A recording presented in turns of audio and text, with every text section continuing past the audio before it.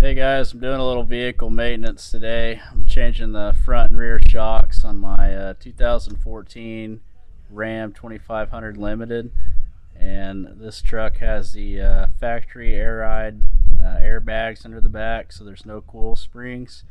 So I'm replacing the two shocks on the rear, and then I'll be doing the two on the front. And this is how I do it. I find it easiest for me to remove the wheel well liner. And they're just these screws right here. They're 8 millimeters. You got to remove, let's see, 8 of them, I believe. And I just leave this plastic retainer tab just so this fender flare is loose. And then I just work that out of there. There's 2 additional 8 millimeters right here that you'll have to remove. And this is the driver's side rear. And to get the shock, I just reach right in between here, and there's a nut and a washer up on top that sits like that, and I just take my 18 millimeter wrench and sit there and work that loose. And then the factory shocks, you'll have to take a 9 millimeter wrench and put on top of the shock stud here to keep it from twisting on you. Now, I first coated this with some PB Blaster to make it a little bit easier to get off. So once I got that loose, I got all this other top part out, the spacers, the little rubber grommets. Then I'm going to go underneath and use a 21 millimeter on my Milwaukee Impact, and I'm going to loosen the bottom nut and take the bolt out, and then the shock will drop down. Now on the other side, I got the nut all the way loosened to the top, and it was still on there tight enough I couldn't hold this wrench on there any longer because the nut was pushing it off, so there was nowhere to grip it on the shock stud up top. So what I had to end up do is I just took my Sawzall, and I got a long blade, and I laid in here, and I cut the threads right here, just cut that off, and then drop the shock out that way. So now I'm going to go down here and show you the bottom side and how to get that bolt and nut out. So here's the piece I had to cut off on the other shock to get it out because it didn't have enough to grip my wrench on right there, so I just cut it off, which you might have to do, but it was pretty easy to get it.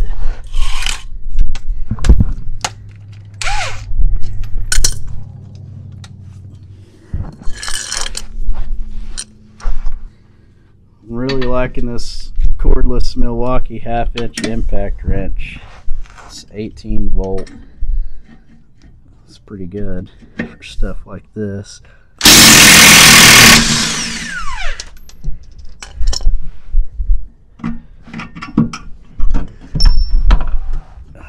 there we go.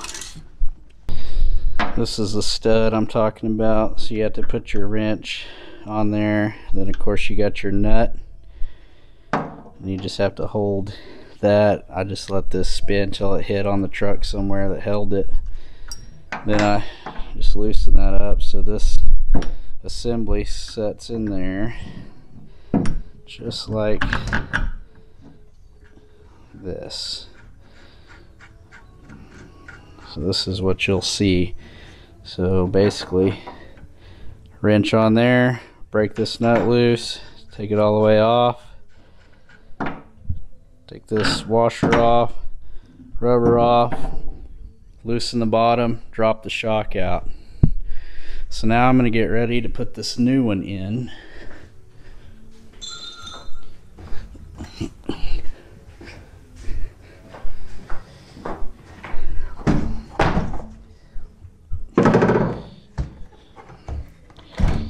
So if you got factory airbags under the back, you're going to need part number 24-285667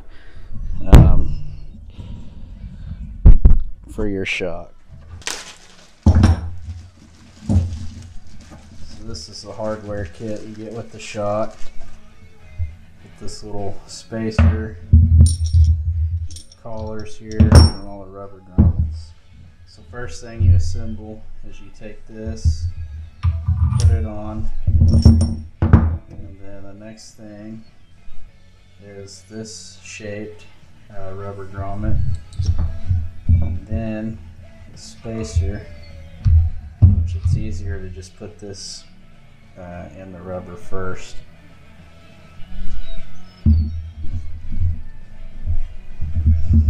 So put it in there like so, put it on, and then I'll slide this shock up to the bottom, and then you can see this rubber grommet, there's a smaller hole here and it's tapered here, so you put the tapered side face down so it actually meshes in right there like that, and this will be on the bottom of the frame, and then this will go on the top.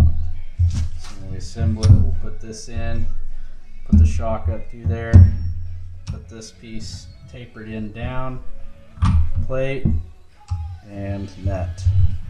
Now the Bilstein lock nut's a 19mm,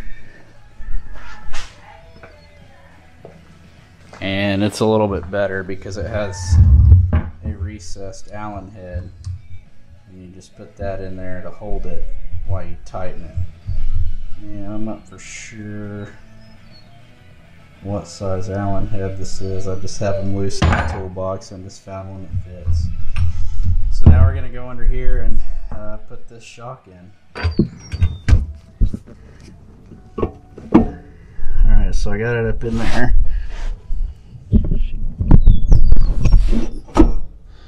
So now I'm just going to kind of rest it right here and get something to hold it. Just enough there. Now I'm going to carefully put this on so it doesn't fall out. So remember, tapered edge down.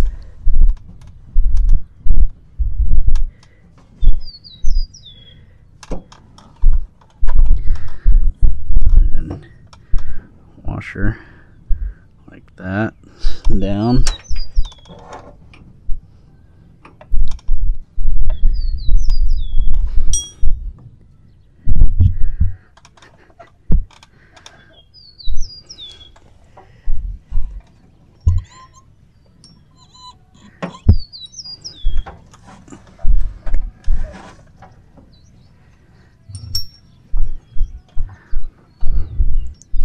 So I get it started just enough that it won't fall back down. Then we're going to get back under the truck. Okay. So I use this little pry bar tool. It works really well because it fits right there. So I just put it up on the ledge.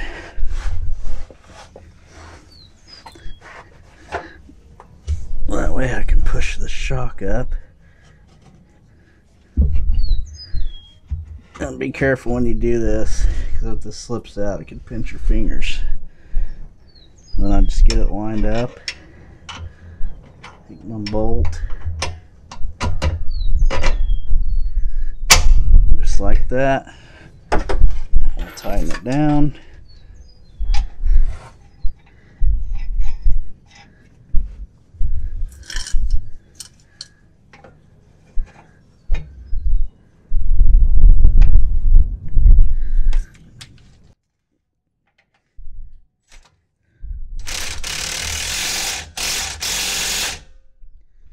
I'm sure there's a torque spec somewhere for this bolt, but I'm just going to get it farmer tight.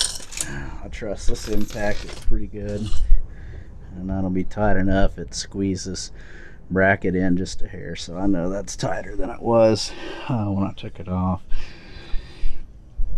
So now we're going to go back up top and put that 19mm nut on.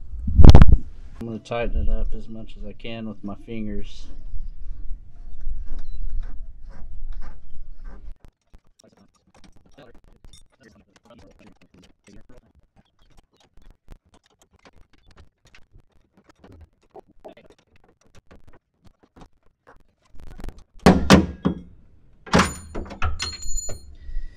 So then you just got to work that Allen wrench out of there, and you're good to go. It can be kind of hard to get out. I'll just push on it and beat on it till it comes out of there. Another thing you might do that make it a little easier is there's a 10mm bolt that holds this support bracket in. Just pull it out, and right here holds it in right there. You just pull that out. So anyway, I'm gonna put this bolt back in and put these wheel wells in, and I'll be done. So one more thing I'm gonna do while I got these wheel wells out of here is I'm gonna take my power washer. I'm gonna wash all this dirt up over the frame and down in here. Wash all that out.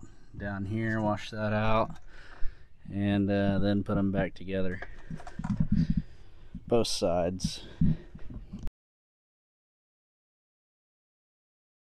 Now we're going to move around to the front and do the front two. They're kind of the same as far as putting them in there. I'll show you. So again, this is the driver's side left. Remove the wheel liner. There's 1, 2, 3, 4, 5, 6 screws for it. And on this fender flare, then there's a push tab here and a couple screws here and there, and I'll show you on this. Here's the 2 screws there, and then a push tab there.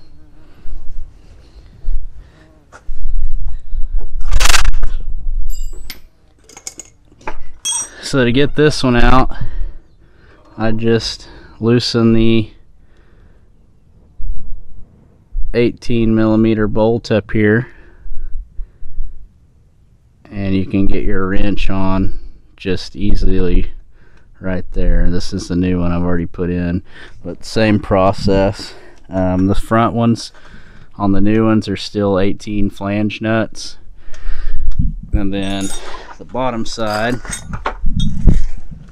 has a bolt, and it already has a retainer welded on the nut, so you just stick your impact on that bolt and zip it out of there. You can take like a piece of wood and put underneath here, and take a little bottle jack or a floor jack and jack it up to get it right there, and then you take your bolt and just push it through, put your little flange nut, and I'll show you on the other side when we take it out. If you don't want to watch the whole video, but you take your 21mm and lightly start it by hand until you get the nut on the back side. There's a, probably can't see it, but there's a keeper welded on that nut that goes face up, and it just holds the nut from spinning, so you don't have to hold a backup wrench, but you just tighten that up, then go back up to the top. And on this top one, I'm using a 6mm Allen, which is probably the same size as this, so that back one's a 6mm, and I find it easy just to stick this ratchet in the top of the stud on the shock, and then just hold my wrench on there, and then just tighten it all the way down with the ratchet. Now the rubber pieces go the same way as the rear. We did the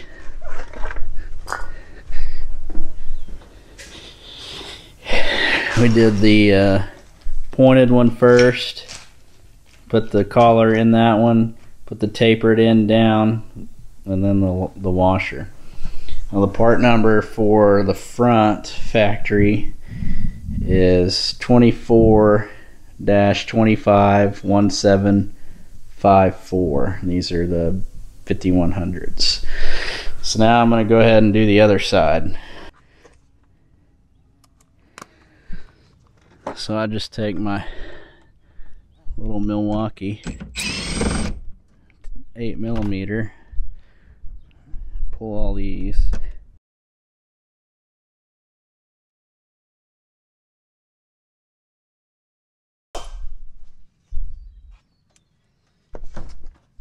So on the front I got a little more room, so I'm going to use my air ratchet to get these bolts off.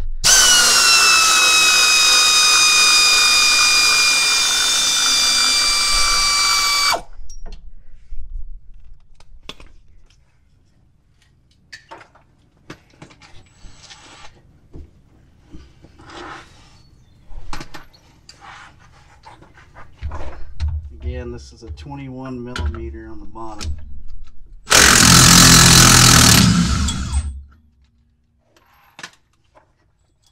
So here's the flange bolt I was talking about. You kind of just push up on the shock, pull the bolt out, and there you go.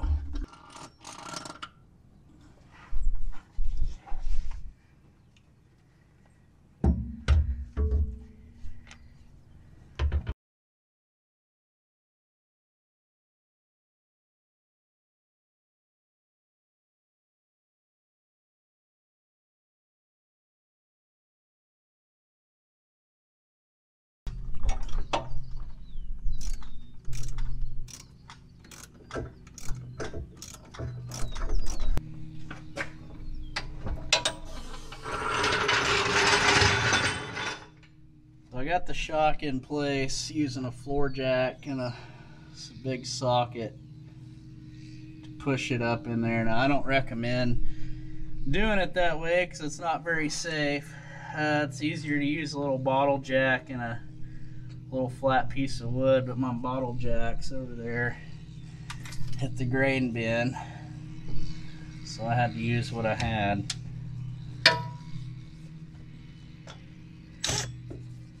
Up, and that's all of it.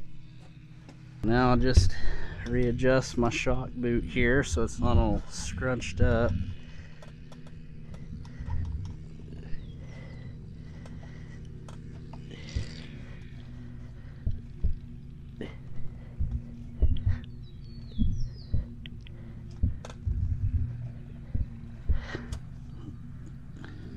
Just push mine up like that.